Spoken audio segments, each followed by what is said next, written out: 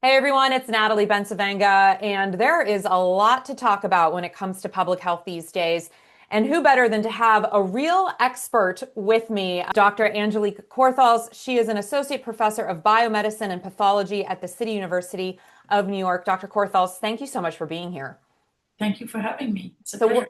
thank you. We're just going to dive right in, okay? Because we've got a lot to talk about, and I'm going to kick things off with an article from NPR. So they have said, as many of us know, there's a lot happening with COVID, and the Food and Drug Administration has approved the next round of COVID-19 vaccines earlier this week, but imposed new restrictions on who is eligible to get them. Now, the agency is limiting the updated shots to people who are at risk for serious complications because they are 65 years or older or have other health problems. And until now, the COVID vaccine had been available to anyone 6 months of age or older, regardless of their health status.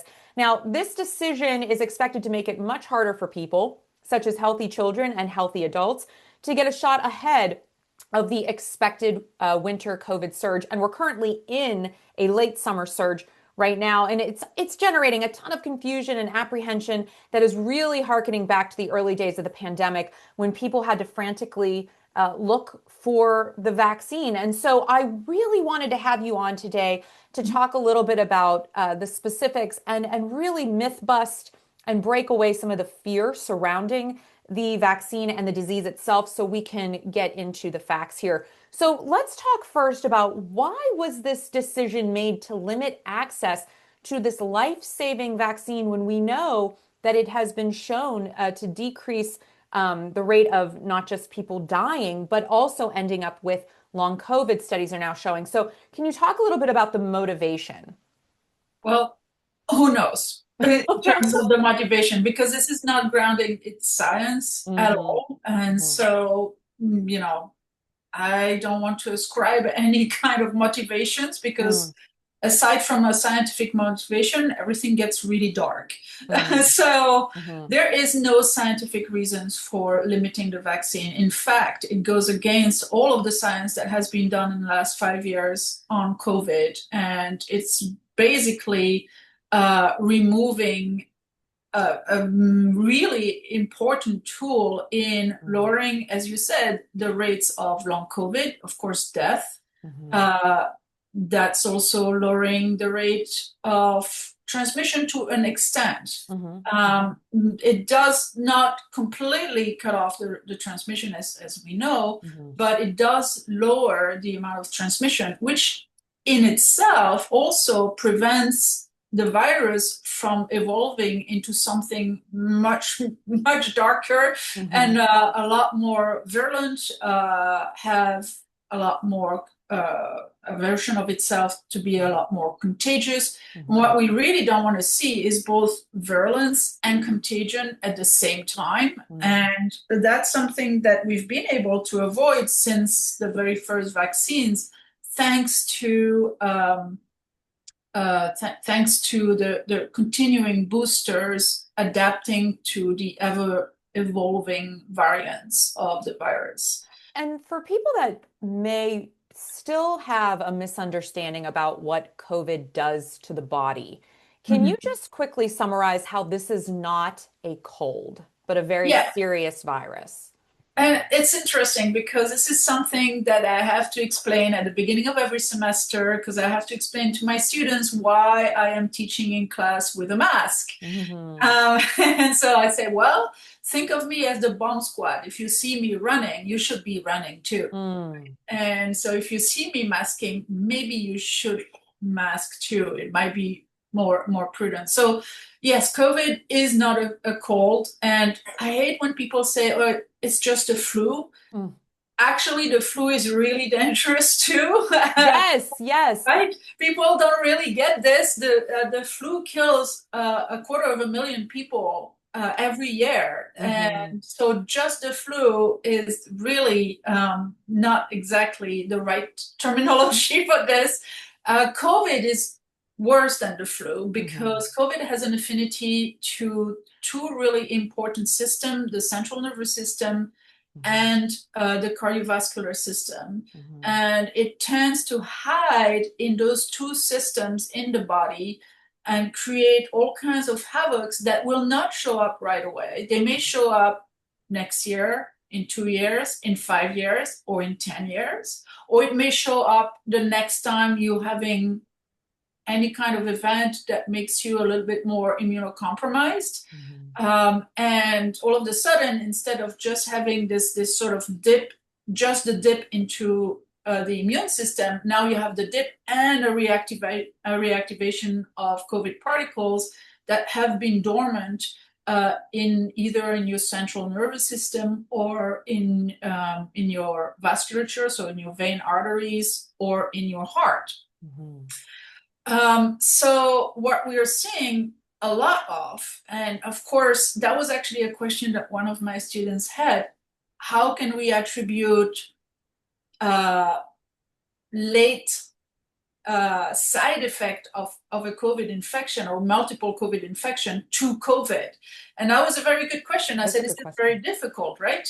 It is a very difficult thing to do because there are so many, confounding biases in understanding where a particular major side effect can occur. But what we can do is analysis and statistical analysis. And what we're seeing right now is that people are dying younger in greater number. And while we can't ascribe this all to COVID, we are certain through statistics that COVID is part of the impact. And what happens is what we're seeing right now is an increase in strokes, cardiovascular events. We're also seeing an increase in people starting early stage neurodegenerative diseases like Alzheimer's, dementia. There's a huge increase in that, which corresponds almost to a T to the degree and the amount of COVID infections that have occurred since 2020. So yes, COVID is not a cold, and you might not feel it. You might be one of those people who gets an infection and feels a little tired for one day and doesn't feel any of the other symptoms, but it may catch up with you in the next year, the next 2 years, the next 5 years, or the next 10 years. And that's something that, that I really wish people understood. You have a retirement fund because you want to enjoy your life in 10 years from now. And yet you will not pay attention to a virus that may kill you in 10 years because you've decided to not mitigate that virus at the time where you could do that. Dr. Corthals, before we move on to the next question, I just wanted to ask a clarifying point to this. People keep thinking that exposure to this virus helps strengthen their immune system. I can already see your face.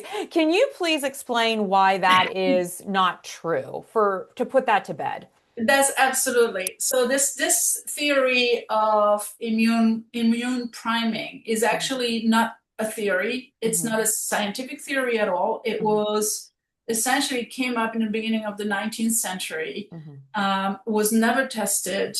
And of course, it comes from childhood diseases where if you have measles, you're not going to have measles again, right? If you have chickenpox, you're not having chickenpox again. Those are diseases that you get in infancy and you essentially get protected from. There's never been, actually, until recently, there hadn't been any study on how damaging chickenpox can be, how damaging measles is once you've had it, right? Until we got the vaccine, where we could actually study a little bit more the damage that the measles virus does to the body later in life, and how it reappears later in life, how it's impacted your body and reappears as a ghost of itself later in life. Chickenpox, for sure, we've all we all know the consequences of chickenpox later in life. If you haven't had your shingles vaccine, by the way, have it now. Yeah. So that theory of exposure, right, Hmm. is not scientific. Thank you. It may occur like so exposure to certain pathogen like bacteria, for example, Hmm. or may prime your immune system for a little bit. Hmm. It just your immune system realizes, oh, I've seen this invader before, Hmm. but that doesn't mean that it's going to remain for the rest of your life at all. And it also doesn't work uh, first of all, it doesn't work forever, so that we know, because your immune system goes through cycles, right? Hmm. And it doesn't account for the background sapping work that the pathogen does to the body, Mm. right? And so there's no scientific validity to this. Just the same as there's no scientific validity for the immunity depth, which is Right. Right. another concept. I'm not Hmm. even going to call it a theory. So Hmm. these two things are concepts. They're not theories at all, because if they Hmm. were theories, they would be scientific, right? They would be Hmm. based on observations. Hmm. Hmm. Um, so there's no uh, there is no validity to this immunity depth, and I think by now we're seeing that very clearly with COVID, Hmm. given that a lot of people who have so the immunity depth, to remind people, is the theory that uh, because we had lockdowns or we were wearing masks and we're not exposing ourselves to COVID, Right. it has made us weaker to COVID, Right. weaker to COVID. And that's been completely debunked because, of course, now we are way past the lockdowns and way past the universal masking, and Hmm. we're still seeing the same amount of infections and transmission, which completely debunks that whole story of the immunity debt. And they kind of go together, right? The Yes. exposure and the immunity debt are kind of like a mirror image of one another, equally unscientific. I really appreciate that very straightforward explanation of those things. So Of let's course. move on to talk a little bit about the vaccine for COVID itself.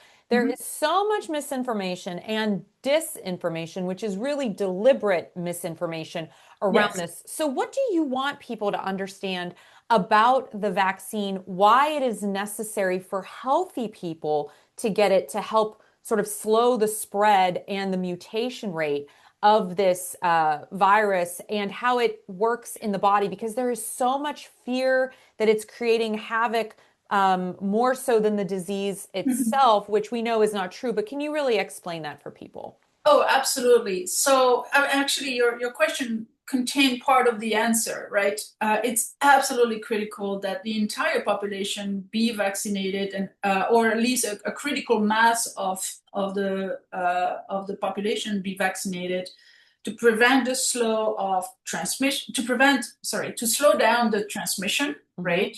Slow down transmission means slowing down how quickly the variants evolved. Hmm. Slow down also the burden of long COVID, because I think people don't see it, right? They Yeah. don't see long COVID, and there might be people who will get long COVID much, much later, like a decade later, after COVID infection. So, as far as they're concerned, they're still Hmm. scot-free, right?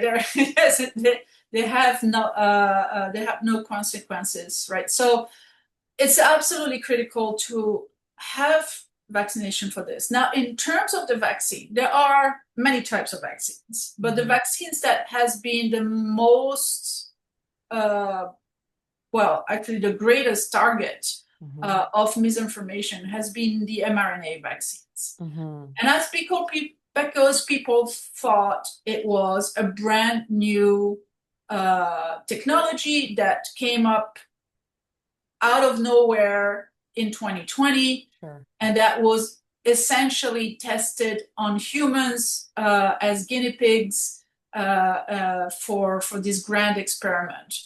That's absolutely not true. The mRNA technology has existed for 2 decades. Wow. Right? So we have been working with mRNA technology for 2 decades, and it was primed when the pandemic occurred in 2020, first appeared. It was primed for us to actually develop very quickly a vaccine based on the technology that we had already tested for decades, that was deemed and tested as very safe for everyone, except there's exceptions. Those people with very severe autoimmune diseases always have to be referred to their physician to see if they can have the vaccine or not. But those are very rare. Those are very rare occurrences. They're not things that apply to the general population. So this technology is very safe. What does the mRNA vaccine do? Well, first of all, mRNA, and that's actually been a problem of the vaccine, is like mRNA is very unstable, right? So it degrades very quickly. So that's great because once it enters your body, it primes your immune system cells. It essentially produces immune system cells with the COVID spikes, but those COVID spikes are completely useless. So they're not functional. It's just producing a spike that will prime the other immune cells to recognize the spike. Wow. Of the virus. That's so cool. It's super cool. Yeah. It's amazing. Science is amazing. Really amazing. But at the same time, all of those cells that you've primed, they will be gone within a day. Like the effect of the vaccine, the direct effect of the vaccine is gone within a day. And it is your memory immune cells that retain the memory of the structure of the spike protein. And then once the virus enters the body, like now the actual virus enters your body that has been primed by the vaccine, your immune system is ready to recognizes the virus and just attacks the virus itself. And clears the infection much faster than it would without the priming. Without the priming, your immune system essentially goes into overdrive and decide to go scorched earth on not only the virus, but yourself. Because it just has this relentless inflammation that end up actually damaging your own healthy tissues. And this is what we've seen in those cytokine storms that we've learned a lot about at the beginning of the pandemic, right? Wow. That's incredible. It is totally incredible. Yeah. It's completely inoffensive. There is, I think at the beginning of this, so I actually put together slides for my college, and I think I only stopped last year from updating it, but I have an entire slide deck that is actually available on my website, where as the pandemic, so a little bit of my pandemic journal, but it's more like explaining the science of what we knew at the time and how our science increased over the years. So I put together of course, a lot of information about the mRNA vaccines so that people would understand what an amazing technology it is and how safe it is actually. And I had an FAQ at one point when I said, will the mRNA enter my cells and transform my DNA? right? And that was the biggest question that everybody had at the time. I was like, am I going to be a mutant? Right, right. Right? Is this a Marvel movie suddenly? Exactly, Yeah. exactly, exactly. And I said, oh, I'm not, unfortunately not. I'm not going to grow those nice long Right, claws and right, right. you're not going to have superpower from it. And of course, the answer is no, because mRNA does not get it, the mRNA from the vaccine has no way of physically getting into your nucleus where your DNA is, and will never actually cause any kind of system damage or mutations from the vaccine. So there is no way for that molecule to get into the central part of your cells. That's really helpful to understand. And I think, part of the reason I wanted people to learn a little bit about the mRNA backstory, its origin story, if we're going to Right. stick with superhero themes, is because one, there is so much misinformation, but two, they're cutting funding for all of this kind of research, which is going to be so detrimental, not just to COVID-19 vaccines, but much, much more beyond that, because the technology from mRNA vaccines is now being utilized in different ways in cancer research. And can you talk a little bit about the impact that it's having on pancreatic cancer research? Because this is a huge revelation if this comes into fruition. Yes, I mean, I think the paper was published a couple of weeks ago, Yeah, it's right? very new. I just read about it and So I was like, I have to ask Dr. Corthals about this because I found it so fascinating. yeah, so in fact, actually, the mRNA technology was originally developed for targeting cancer cells, and so it's Wow. micro-targeting cancer cells, so that instead of using chemotherapy, which is a huge burden on the patients, Hmm. chemotherapy is a scorched Yeah. earth strategy to kill Hmm. cancer cells. So you kill everything, Right. the healthy cells and tumor cells at the same time. But of course, with all of the horrific side effects that we know chemotherapy has, Yeah. mRNA was developed and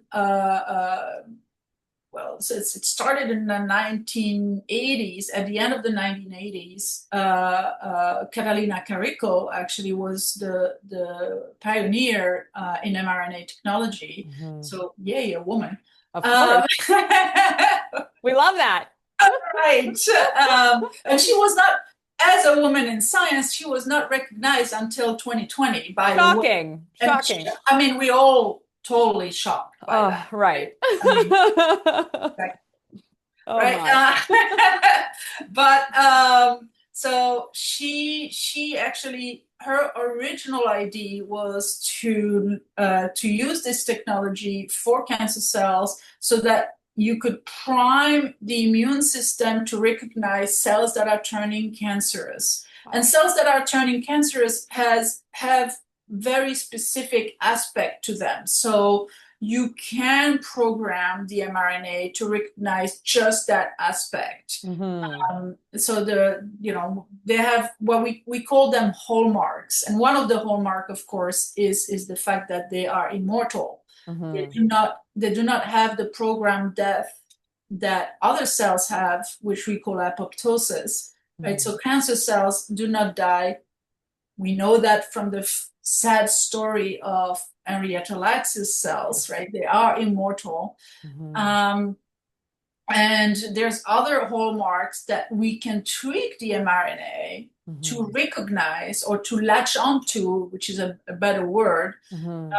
and that will make the immune cells that is primed with the mRNA recognize and destroy that cancer cells. Because another thing that cancer cells are very good at is escape the immune system of Yes. the body, even though they're different, which would normally prime immune cells to say, hey, you're not the same. They're very good at hiding Mm. from the immune system. So what the mRNA does when you prime it, when you prime the immune system with mRNA, is that it forces the immune system to recognize those cells that are trying to hide.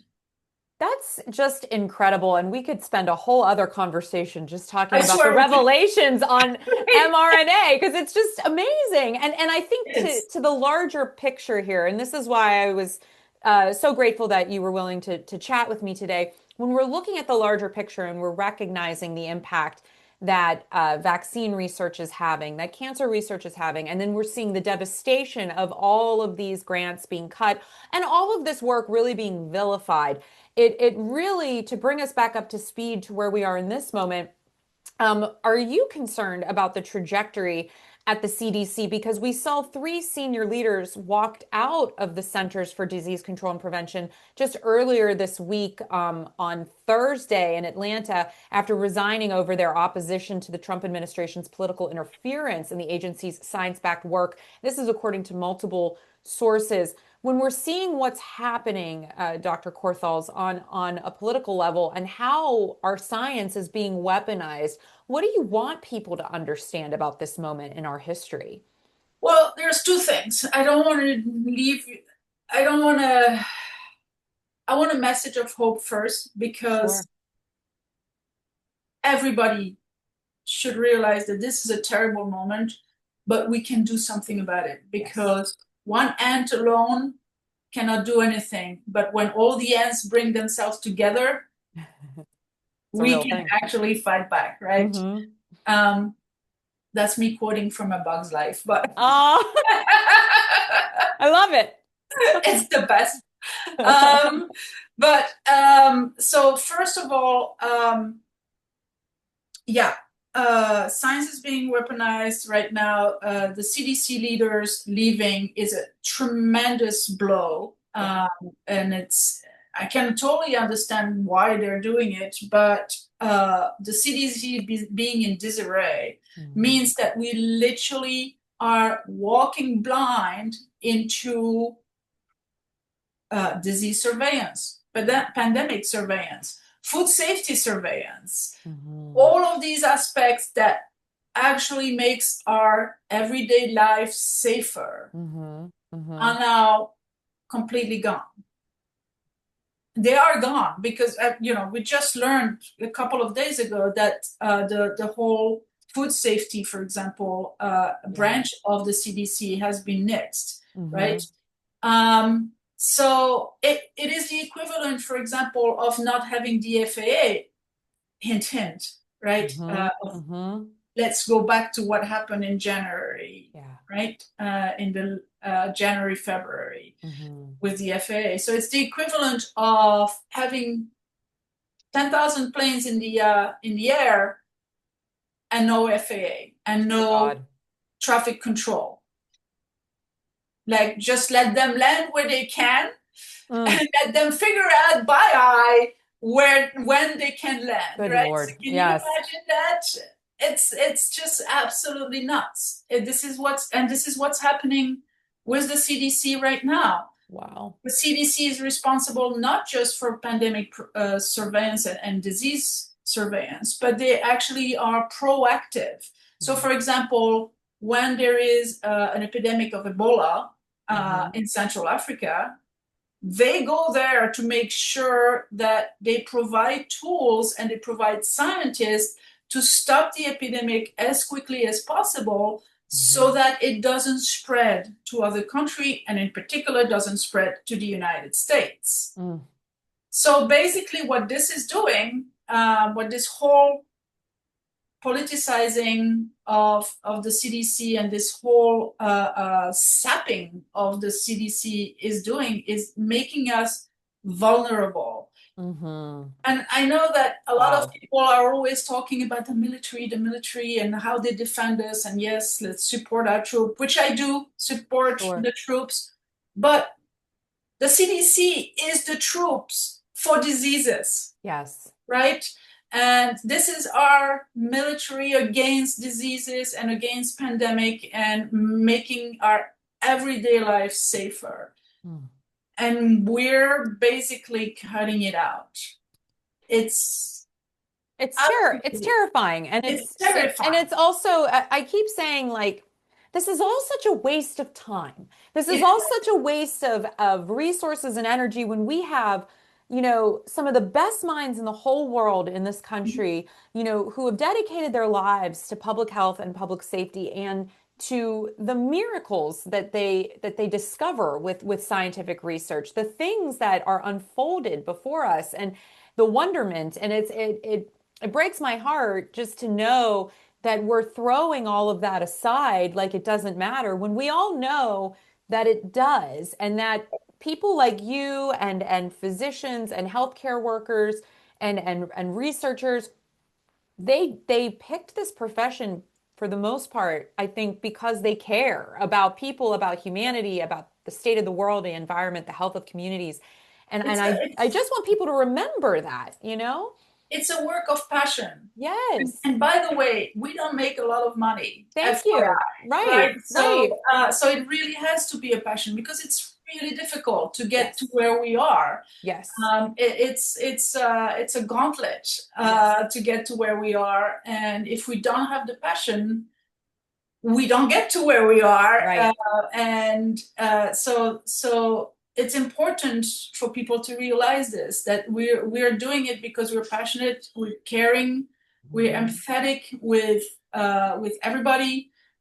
We want the population of our country and the world to be healthy. Yeah. And it's, it's devastating Yeah. to see all of this positive energy just being squashed down Yeah. and burnt and Yeah. also uh, vilified, because Yes. it's not just we're going to close the CDC, we're going to vilify what they have done, Yes. right? And that was a reason I continue to have conversations with public health professionals, because you are all on the front lines in protecting our communities and the individuals who comprise them. And Dr. Corthals, before we wrap, one, I appreciate you so much for taking time. So thank you as always. But what are some actionable things that people can do now that they have all of this important evidence-backed information that you've provided to all of us to help protect against the spread of COVID? We are currently in a late summer surge, and beyond COVID, right? There's many reasons that you can utilize some of these tools in your toolbox to help prevent the spread of disease. But what are some things people can do so that they don't feel hopeless or helpless in this moment? Right, absolutely. So there are mitigations that you can employ right away, and Mhm. of course, the best mitigation for all types of diseases, and we're getting into the respiratory disease Yeah. moment, right? The fall and winter, Mhm. that's the season. The best mitigation you can have is in crowded indoor settings or crowded outdoor settings, like in public transports and other public spaces. Wear a mask, Yeah. a good fitted mask. So Mhm. surgical masks are not very good. They're good, if that's all you have and that's all you can afford, then I appreciate the effort. Sure. I would never denigrate anybody for wearing a surgical mask. I know that masks are expensive, and Yeah. 95s are very expensive. KN95s, it's a little bit better, but not everybody can afford them. So if you're Yeah. wearing a surgical mask, don't, God bless you, because you're preventing Mhm. your own germs from infecting people around you. It's not very good to protect you because Mhm. there's a lot of spaces that open up with the surgical mask. So if you can, and if you can afford it, wear a KN95. If you can Mhm. afford it, even better, if you can afford an N95, of course, that is the preferred one, but any mask would be good except cloth masks. Right. Cloth masks don't do anything. They Yeah. look good, but they are not good.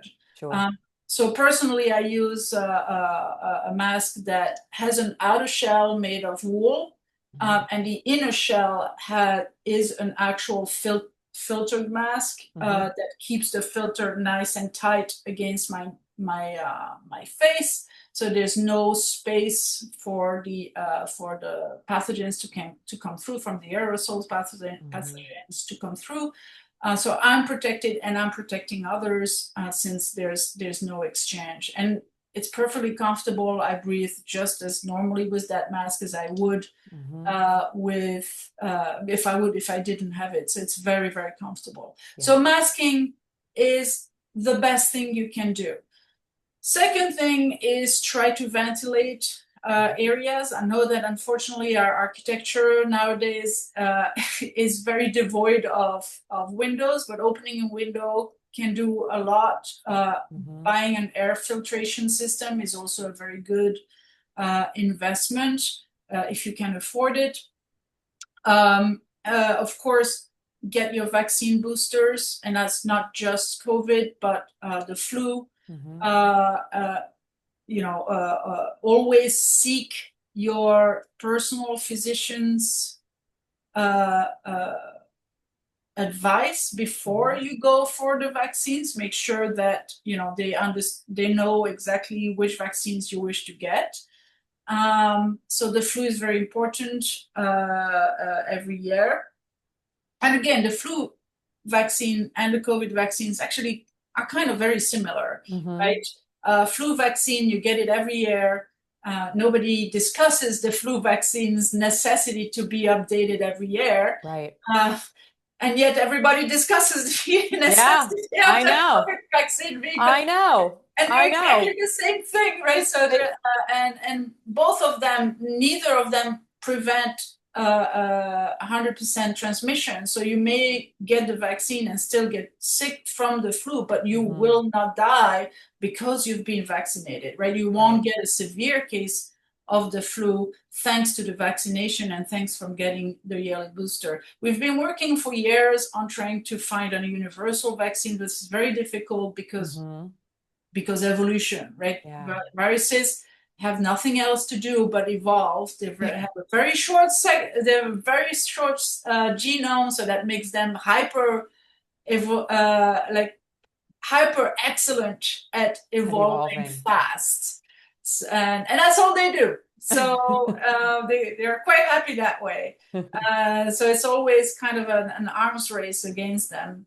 And then, of course, this is the part where I want to tell people we're in a very special moment right now. And it's easy to get really discouraged and hopeless.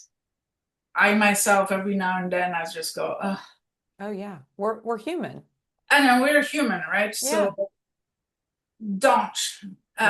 When that happens, pick yourself up, and you can have a good cry and get yourself a cup of tea or a cup of coffee and just reset and say, okay, what can I do? The best thing you can do is community engagement. Yes. Engage with your local and state representative, engage with your local and state health services. NYC Health has been amazing. So if if 100 people write to NYC Health and say, hey, we really want the vaccine, they will react, right? They will start reacting. They will start trying to find fund, because of course they will go to the state and say, hey, we've been asked this by a mass of patients who want to have this vaccine, right? So you can always put pressure. If only one person does it, nobody's gonna care. If 100 people does it, now people are going to start to pay attention. So in this moment, and I know it's tiring, I know we're all already exhausted and it hasn't been a year, but we have to keep the pressure. We have to make sure that our state and local authorities know that we are engaged, that we care about our health, and that we want to be safe.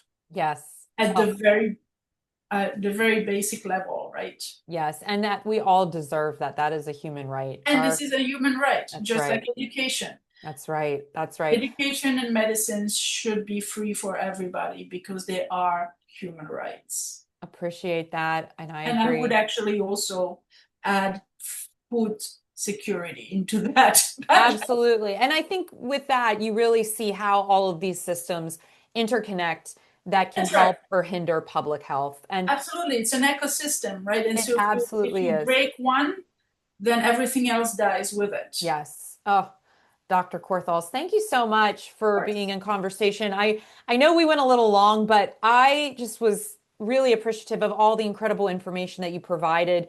And I also wanted to add for people, if you can't afford masks, there are a lot of organizations around the country that still have mask blocks and can give That's and correct. provide masks and tests for free or for low cost. So Mhm. check things out on Instagram, on social media, or online if you're looking for free masks. There are a Yeah. lot of community organizations, mutual aid groups still doing that. Thank goodness. Absolutely, We are yes. filling the voids. Yes, Absolutely. Mask Together America, Mask Block in yes, all the different states are available. Obviously, I imagine that it's going to get harder and harder to find yes. tests, but we might be able to order them from abroad. So don't despair. Just look around for resources That's right. and make sure that you remain engaged. That's the most important thing. Thank you again, Dr. Corthals. I so appreciate you, and I look forward to more Totally. conversations. And I hope next time we're talking about exciting developments in research because everything's been refunded and we're talking about new horizons. So that's my hope. Yeah, see you in November 2026 for that. That's it. That's it. Thank you Let's so do much. this. My great pleasure.